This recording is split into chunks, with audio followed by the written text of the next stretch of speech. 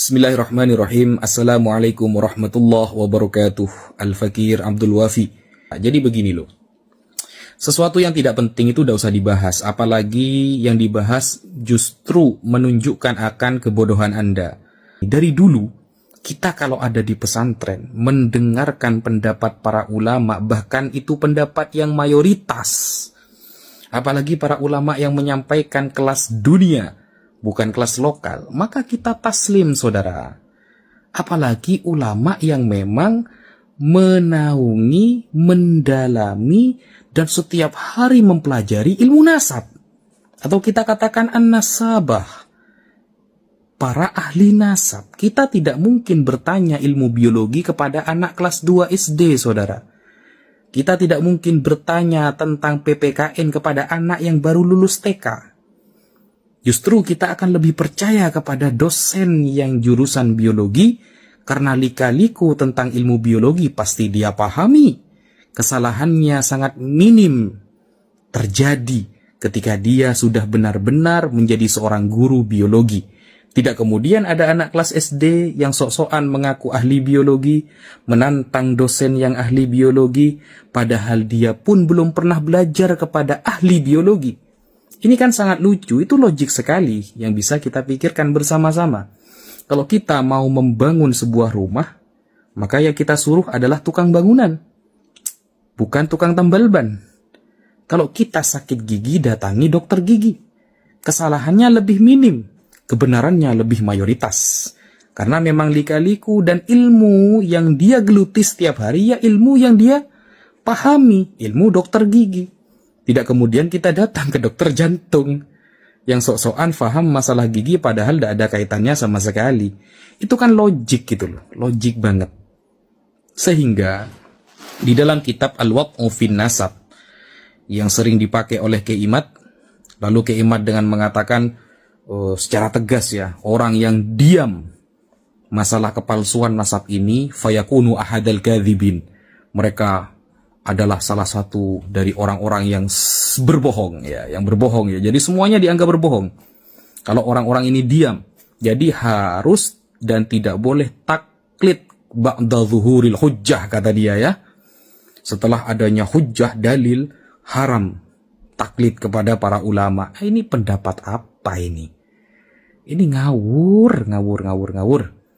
Ini ya, saya sampaikan bahwa di dalam kitab Al-Wad'u fin Nasab, coba baca sampai hatam. Di sana ada al-martabah ats-tsalitsah, derajat ketiga, yang di sana disebutkan ada nasibun hawin ghairu mutakhassis.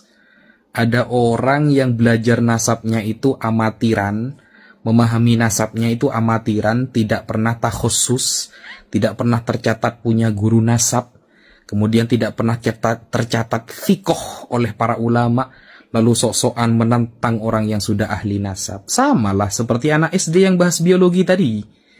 Lalu sok-sokan menantang dosen yang ahli biologi. Itu kan gak keren sama sekali. Itu malah lucu. Begitu. Biar gak jadi fitnah. Tentang kajian nasab.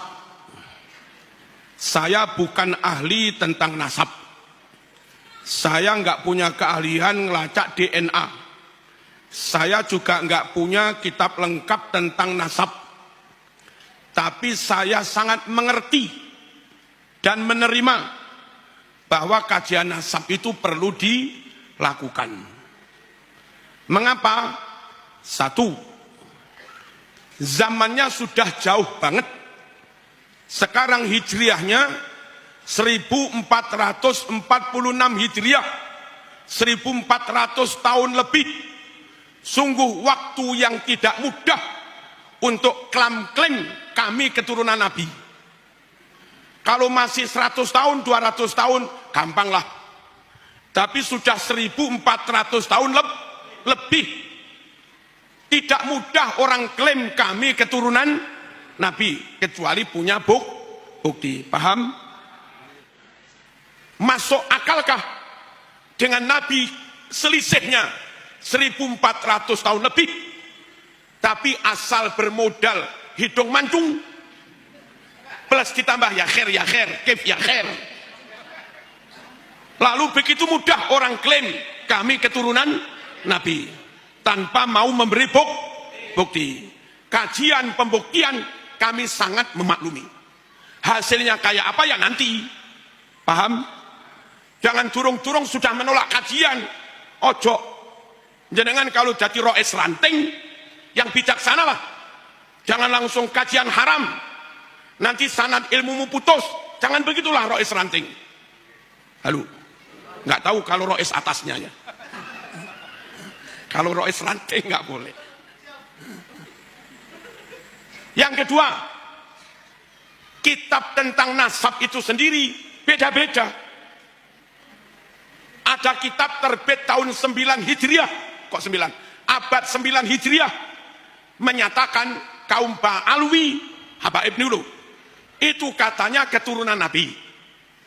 Tapi kitab yang terbit tahun 4 Hijriah lebih lawas. Maaf, abad 4 Hijriah lebih lawas. Tidak mengatakan bahwa kaum Ba'alwi keturunan Nabi. Nah, kayak begini kan perlu dikaji. Dua kitab yang isinya beda, ayo dikumpulkan bareng-bareng, dikaji bersama, syukur pakai zat karbon.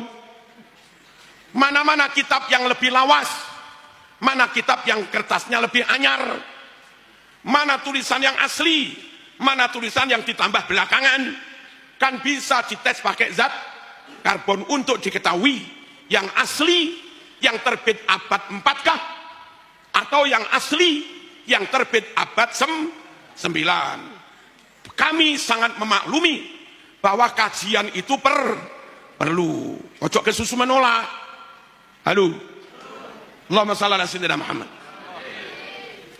Yang ketiga, intern teman-teman Arab atau disebut habaib lah. Mereka sendiri juga beda. Orang Bondowoso bertamu ke saya. Biasanya kan pulang tak beri-beri kan kalau bertamu. Bilang, Kiai, nggak usah percaya pada itu. Itu bukan keturunan Rasulullah. Kami ini orang Jawa. Yang ini bilang ini bukan keturunan. Yang ini bilang ini bukan keturunan. Lah podo yamane. Lah kami kan nggak tahu mana yang benar, mana yang salah. Apa salahnya dilakukan kajian, pembuktian yang benar Yaman yang inikah atau Yaman yang ini gitu loh. Paham apa enggak? Jadi sebagai kajian perlu biar clear gitu loh. Sehingga ketika kita takzim, hormat, adab, tabarruk, memang benar-benar dengan keturunan Rasulullah. Kalau enggak dilakukan clear begini, jangan-jangan terlanjur kita tabarruk, ngalap barokah bertawassul, lah keturunannya kayak narok. Paham? Paham apa enggak? Bahwa kajian itu perlu, saya paham.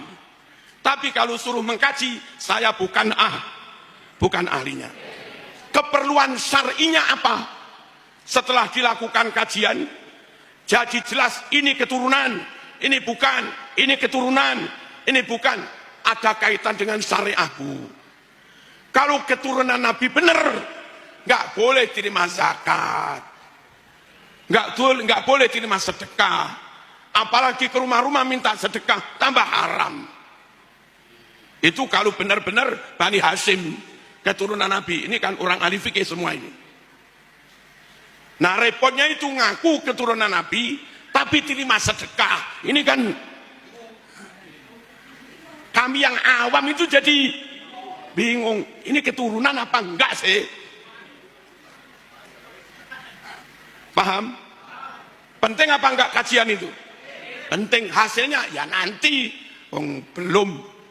Kami amat sangat berharap negara hadir membentuk tim pengkajian. Kenapa harus negara? Karena sudah nyamplok negara. Apa nyamplok itu? Sudah ngena masalah simbol negara.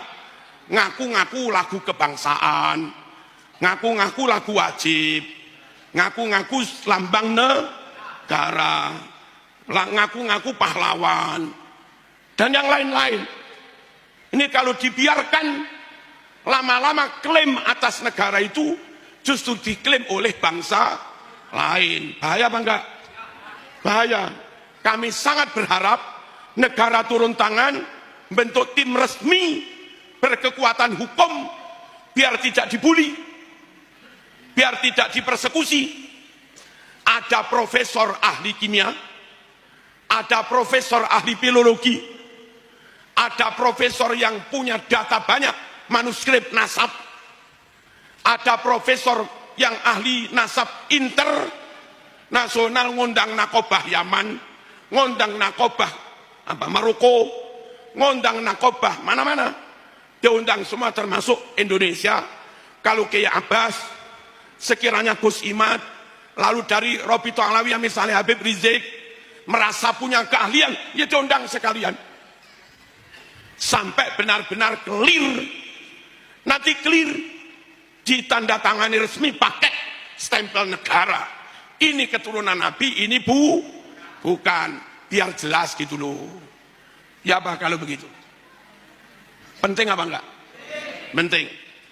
Kalaupun negara belum, kami sangat berharap PBNU turun tangan untuk mengadakan bahtul masail lengkap, ngundang nakobah internasional, ngundang profesor ahli DNA, ngundang profesor ahli filologi, ngundang profesor ahli makhtutot, manuskrip, dan yang lain-lain, untuk mencari jawaban yang benar.